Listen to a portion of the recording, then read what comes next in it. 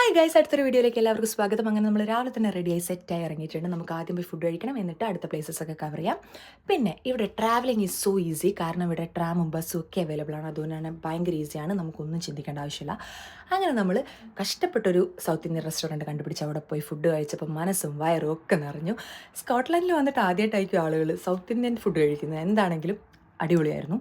അങ്ങനെ നമ്മൾ നേരെ പോയിട്ടുള്ളത് പ്രിൻസസ് സ്ട്രീറ്റിലേക്കാണ്. ഭയങ്കര അടിപൊളിയായിട്ടുള്ള ഒരു സ്ഥലമാണ്. കാരണം എന്താണെന്ന് വെച്ച് കഴിഞ്ഞാൽ ഏക്കറുകളോളം നീണ്ടു കിടക്കുന്ന സ്ഥലമാണ്. നമുക്ക് എത്ര നടന്നാലും തീരുന്നുണ്ടായിരുന്നില്ല. നമ്മൾ നേരെ കയറുന്ന സമയത്ത് തന്നെ നമുക്ക് നല്ലൊരു വ്യൂ ആണ് കിട്ടുക.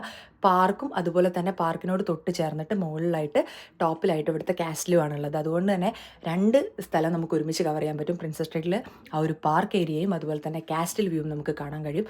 രണ്ടും ഭയങ്കര ബ്യൂട്ടിഫുൾ ആണ്. പിന്നെ ഈ ഓട്ടം സീസൺ ആയതുകൊണ്ട് തന്നെ നിറയെ ഇലകളും പൂക്കളും ഒക്കെ ഇങ്ങനെ വീണ് കിടക്കുന്നുണ്ട്. അതും കാണാനൊരു ഭംഗിയായിരുന്നു. എന്തായാലും നമുക്ക് അടിപൊളിയായിട്ട് ഈ ഒരു സ്ഥലമൊക്കെ കണ്ടിട്ട് വരാം.